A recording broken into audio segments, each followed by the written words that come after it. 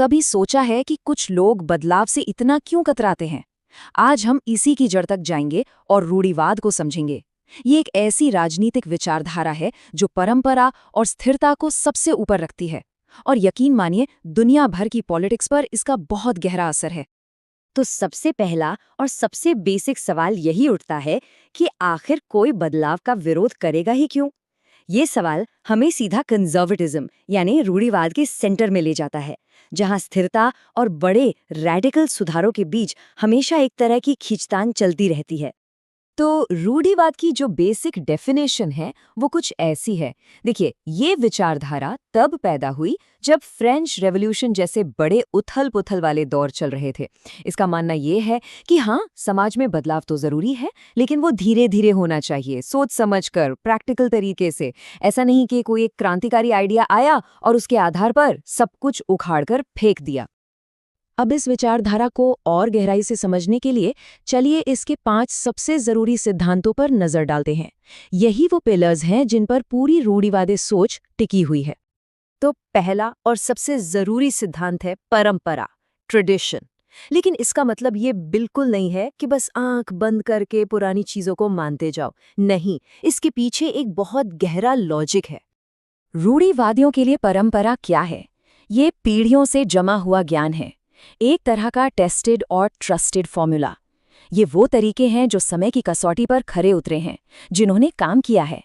इसीलिए वो बड़े बड़े नए आइडियाज के बजाय उन तरीकों पर ज्यादा भरोसा करते हैं जो पहले से काम कर रहे हैं। अब आते हैं दूसरे सिद्धांत पर, और ये जुड़ा है इंसान के स्वभाव से।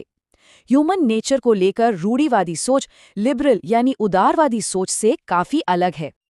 देखिए, रूढ़िवाद ये मानता है कि इंसान स्वभाव से परफेक्ट नहीं होता। हम सब में कमियां हैं, हम भावनाओं और अपने स्वार्थ से ज्यादा चलते हैं, सिर्फ तर्क से नहीं। इसीलिए समाज को परिवार, कानून और समुदाय जैसे मजबूत इंस्टीट्यूशंस की जरूरत पड़ती है। ये हमें डिसिप्लिन सिखाते हैं, एक नैतिक ढांचा देते हैं, ताकि हमारी जो कमजोरियां हैं वो काबू में रहें। चलिए अब तीसरे सिद्धांत को देखते हैं। ये इस बारे में है कि रूढ़िवादी समाज को किस नज़र से देखते हैं। और ये जो इंडिविजुअलिज्म यानी व्यक्तिवाद की सोच है ना, उससे बिल्कुल अलग है। रूढ़िवादी समाज को एक शरीर की तरह देखते हैं, एक लिविंग ऑर्गेनिज्म की तरह। जैसे शरीर में हर अंग का अपना एक खास काम होता है और सब मिलकर शरीर को चलाते हैं, ठीक वैसे ही समाज में हर इंसान की एक भूमिका है, एक जिम्मेदारी है। इसीलिए यहाँ इंडिविजुअल राइट्स से ज्यादा जोर समाज की एकता और अपने कर्तव्यों को निभाने पर दिया जाता है। और इसी ऑर्गेनिक सोसाइटी वाले आइडिया से निकलता है हमारा चौथा सिद्धांत, हायरार्की और अथॉरिटी यानी पदानुक्रम और अधिकार का महत्व। इस सोच के मुताबिक समाज में हर किसी की भूमिका या जिम्मेदारी एक जैसी नहीं हो सकती, और ये एक नेचुरल चीज़ है।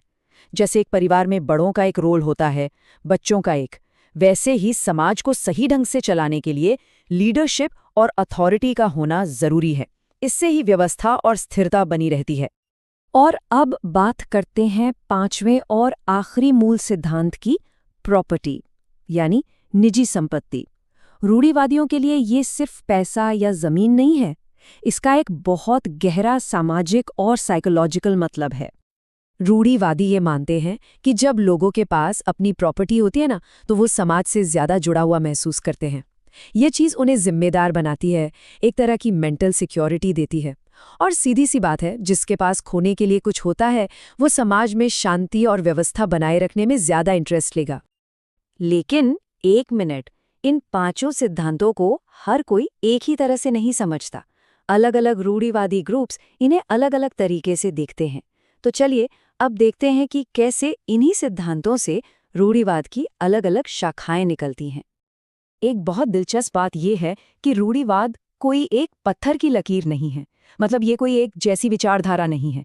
इसके अंदर भी कई अलग अलग सोच हैं जो कभी-कभी एक दूसरे से काफी अलग भी हो सकती हैं। यहाँ हम 3 मेन टाइप्स देख सकते हैं। पहला है ट्रेडिशनल कंजर्वेटिज्म, जो समाज में स्थिरता बनाए रखने के लिए सरकार के रोल को जरूरी मानता है। फिर आता है द न्यू राइट, जो पिछले कुछ दशकों में काफी पावरफुल हुआ है। ये फ्री मार्केट और सरकार के कम से कम दखल की वकालत करता है।